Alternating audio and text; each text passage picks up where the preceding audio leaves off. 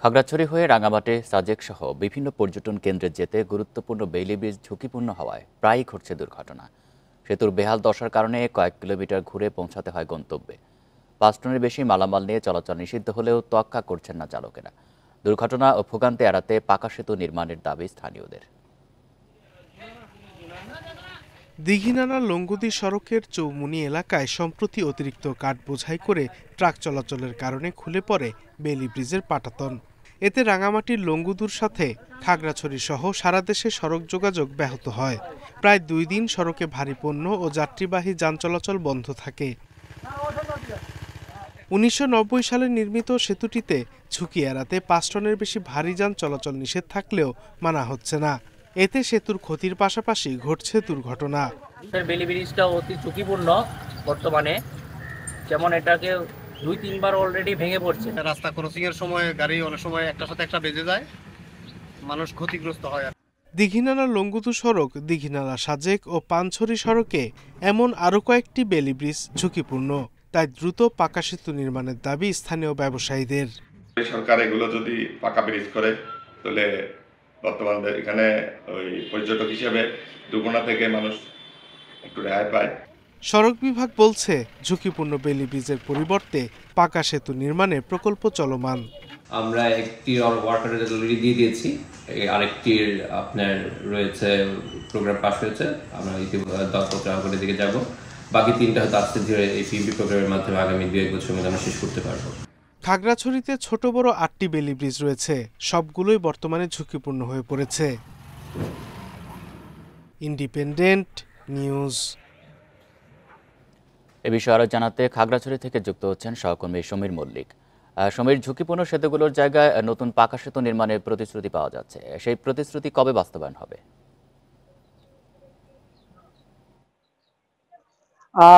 দেখুন, আমি আপনাকে শুরুতে বলতে চাই, এখানে যে সমস্ত ব্রিজগুলো হয়েছে মূলত এগুলো ১৯৮০ বা ৯০ সালের দিকে ব্রিজগুলো নির্মাণ করা হয়েছে। আমি এখন যে ব্রিজটির সামনে দাঁড়িয়ে রয়েছি এটি খুবই গুরুত্বপূর্ণ একটি সেতু। এটি হচ্ছে খাগড়াছড়ি এবং সাজেকের সাথে যে সড়ক যোগাযোগ মাইন নদীর উপরে এই সেতুটি নির্মিত হচ্ছে ১৯৯০ সালে। এর মধ্যে আমরা দেখেছি গত ২-৩ বছরে এই সেতুটি ইতিমধ্যে কিন্তু ২ দফায় ভাঙনের শিকার হয়েছে এবং আপনি দেখছেন সেতুর নিচে কিন্তু এখানে লোহার পাত দিয়ে এটা সেতুটাকে আটকে রাখার চেষ্টা করা হয়েছে। অর্থাৎ এই সেতুটি ঝুঁকিপূর্ণ। ২০২৩ সালে কিন্তু এটি একবার ভেঙে পড়ে এখানে প্রায় ১ সপ্তাহের মতো সড়ক যোগাযোগ বন্ধ ছিল।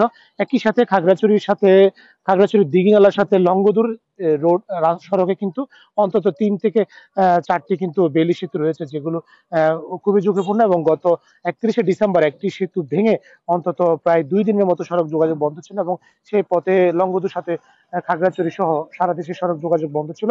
একই সাথে খাগড়াছড়ি সাজেক সড়কে আরো বেশ কয়েকটি সেতু কিন্তু এরকম ঝুঁকিপূর্ণ রয়েছে এবং দীর্ঘদিন ধরে এখানকার স্থানীয় মানুষের দাবি হচ্ছে এই সেতুগুলো আসলে এই সেতুর পরিবর্তে গার্ডার ব্রিজ অর্থাৎ পাকা সেতু নির্মাণের দাবি করা হচ্ছে এবং সড়ক বিভাগের পক্ষ থেকেও যেটা তারা বলছে যে তারা সেতুগুলো নির্মাণের জন্য একটা পদক্ষেপ নিচ্ছে, কিন্তু সেরকম বাস্তব কিন্তু আমরা দেখছি যে পদক্ষেপ সেটা নেওয়া হচ্ছে না এবং এই সমস্ত সেতুগুলোতে সাধারণত ৫ টনের অধিক মালামাল নিয়ে কিন্তু ট্রাক চলাচল নিষেধ রয়েছে, কিন্তু আমরা সেই নির্দেশনা কাউকে মানতে দেখিনি।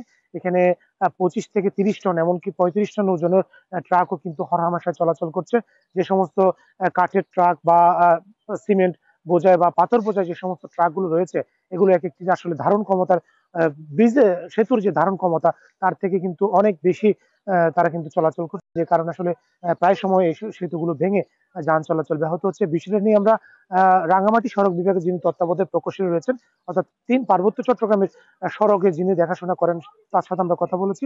তত্ত্বাবধায়ক প্রকৌশলী মোফাজ্জল হায়দার তিনি আমাদেরকে বলেছেন তারা কিন্তু ইতিমধ্যেই লংগদু সড়কের একটি সেতুর লংগদু দীঘিনালা সড়কের একটি সেতুর বেইলি সেতুর ইতিমধ্যে কিন্তু তারা দরপত্র আহ্বান করেছে। কিছুদিন পরে সে সেতুটির মেরামত নির্মাণ কাজ শুরু হবে এবং অন্যান্য যে সেতুগুলো রয়েছে বেইলি সেতুগুলো রয়েছে সেগুলোর পরিবর্তে পাকা গাড়া সেতু নির্মাণের যে একটি প্রক্রিয়া সেটা তারা চলমান রয়েছে এবং তিনি আমাদেরকে আশ্বস্ত করেছেন ধারাবাহিকভাবে হয়তো সময় সাপেক্ষ ব্যাপার, কিন্তু সমস্ত ব্রিজগুলোর পরিবর্তে সড়ক বিভাগের পক্ষ থেকে যে পাকা সেতু অর্থাৎ গাড়া সেতু নির্মাণ করে যান চলাচল সুরক্ষিত করার একটা চেষ্টা চালানো হচ্ছে বলে তারা আমাদেরকে জানিয়েছে। তবে এখানকার যারা ব্যবসায়ী রয়েছে, বিশেষ করে যারা ট্রাক পরিবহন বা বাসের সাথে জড়িত, তারা বলছে পাহাড়ি সড়ককে নিরাপদ করার জন্য খুব দ্রুত সময়ের মধ্যে যে সমস্ত বেলি সেতুগুলো রয়েছে সেগুলো যদি গার্ডার ব্রিজ উন্নীতকরণ হয়, তাহলে সেক্ষেত্রে অনেক সময় ব্রিজগুলো ভেঙে যান চলাচল ব্যাহত হওয়ার একটা শঙ্কা রয়েছে।